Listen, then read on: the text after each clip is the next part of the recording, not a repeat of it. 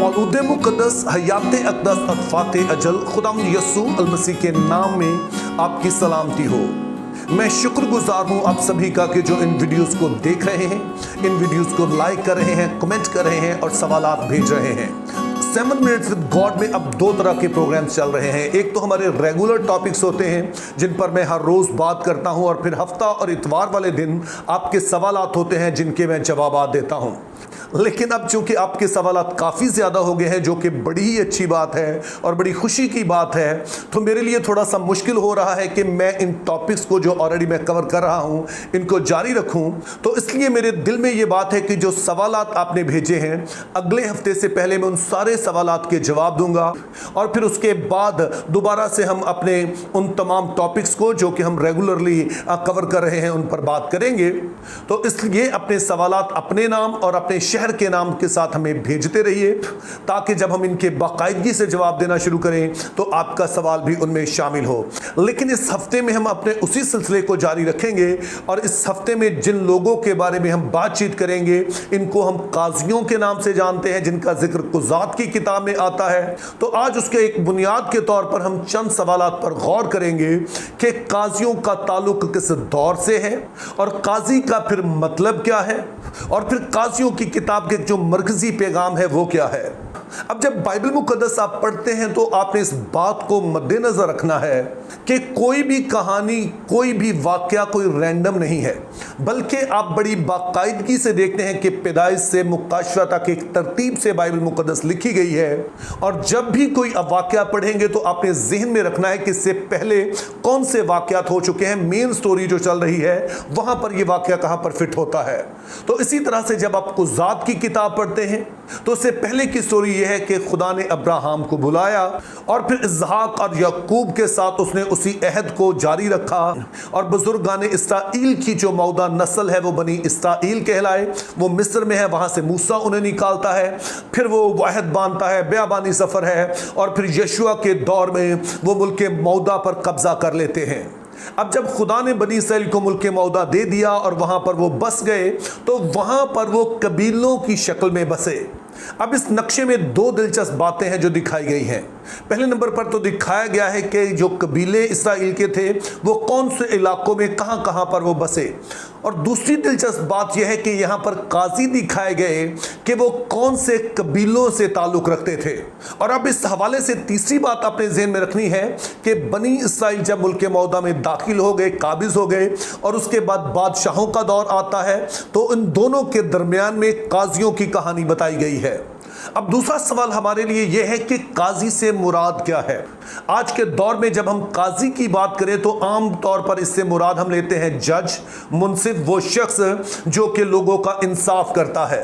इन काजियों के बारे में अगरचे कि ये बात कही जा सकती है, लेकिन लोगों का इंसाफ करना दरअसल इनकी मेन जिम्मेदारी नहीं थी। अपने जहन में रखना है कि बनी इसराइल मुल्क मौदा में कबीलों की शक्ल में आबाद हुए,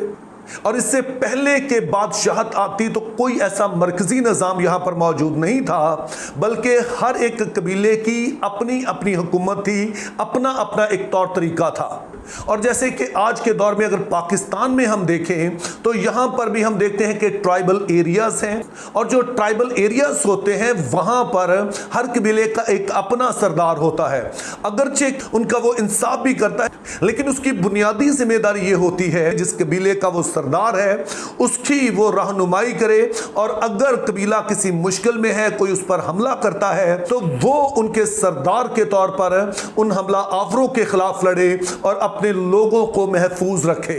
यही वजह है कि जो नक्शा मैंने आपको दिखाया उसमें जो काजी हैं वो मुख्तलिफ कबीलों से ताल्लुक रखते हैं, और वो अपने अपने कबीलों के रहनुमा हैं, ना कि वो पूरे बनी इसराइल की रहनुमाई करते हों। अब चूंकि बनी इसराइल कबाइल की सूरत में आबाद थे, तो आसपास की कौमों के लिए आसान होता था कि वो इन पर हमला करे, किसी एक कबीले पर किसी एक साइड से हमला करे, दूसरी साइड से हमला करे। चूंकि अभी कोई एक फौज मौजूद नहीं है, अभी कोई मरकजी क़यादत मौजूद नहीं है, तो बहुत ही आसान था कि किसी भी तरह से किसी भी तरफ से इन पर हमला किया जा सके। यही सबब है कि जब इन कबाइल को गैर कौमें आके सताती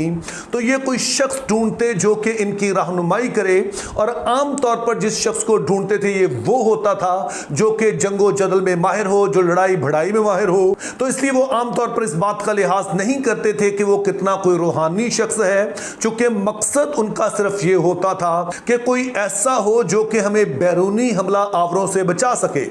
अब ये इंतहाई अहम नुक्ता है जो आपने याद रखना है, क्योंकि कल से जब हम इन सारे काजियों की जिंदगी पर गौर करेंगे तो आप इस बात को बेहतर तौर पर समझ पाएंगे कि ये कोई ऐसे आइडियल्स नहीं थे। अगरचे कि जब हम संडे स्कूल में पढ़ते हैं तो इनको बड़े सूरमा पेश किया गया है, लेकिन दरअसल आप देखेंगे कि ये जो सारे काजी थे पहले कुछ बेहतर थे, फिर उससे बुरे हुए और आखिरकार ये बदतरीन शक्ल इख्तियार कर लेते हैं। और इस सभी कुछ को जो दिखाने का मकसद है वो ये है कि बनी इसराइल को एक ऐसी क़यादत चाहिए जो पहले नंबर पर तो खुदा के साथ वफादार हो, जो खुदा के ताबे रहने वाली हो, चूंकि तभी बनी इसराइल में परमानेंट आराम होगा। और ना सिर्फ इनको ऐसी क़यादत चाहिए जो कि खुदा के साथ वफादार हो, बल्कि इनको एक मरकजी क़यादत भी चाहिए। तो इसीलिए जब आप तमाम काजियों की स्टोरी पढ़ चुके हैं तो आखिरी 3 अबवाब में बार बार इस बात पर जोर दिया गया कि इस्राएल में उन दिनों में कोई बादशाह ना था और जिसकी नजर में जो कुछ अच्छा मालूम होता वो करता था। तो यूं कुज़ात की किताब हमें बताती है कि अगरचे के बाज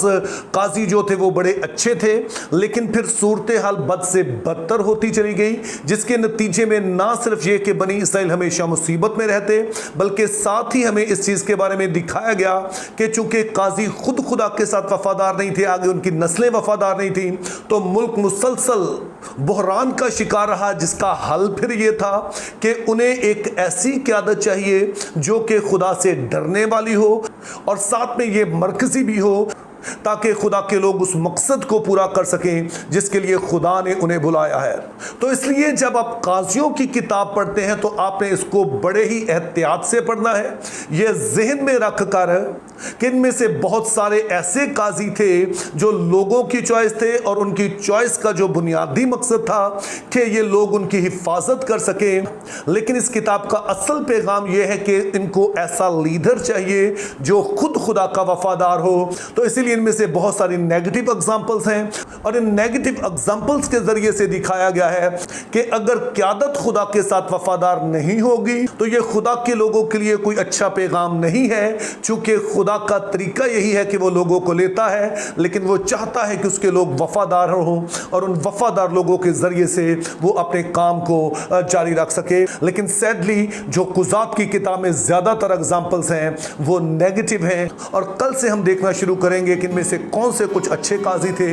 और कौन से ऐसे थे जो कि इतनी अच्छी मिसालें नहीं थे, लेकिन खुदा ने बहरहाल उन्हें इस्तेमाल किया, चूंकि लोग खुदा के हुजूर में रोए चिल्लाए और जो कुछ उस वक्त अवेलेबल था खुदा ने उसी के जरिए से उनको रिहाई बख्शी। Think biblically, live purposefully, have a very good day.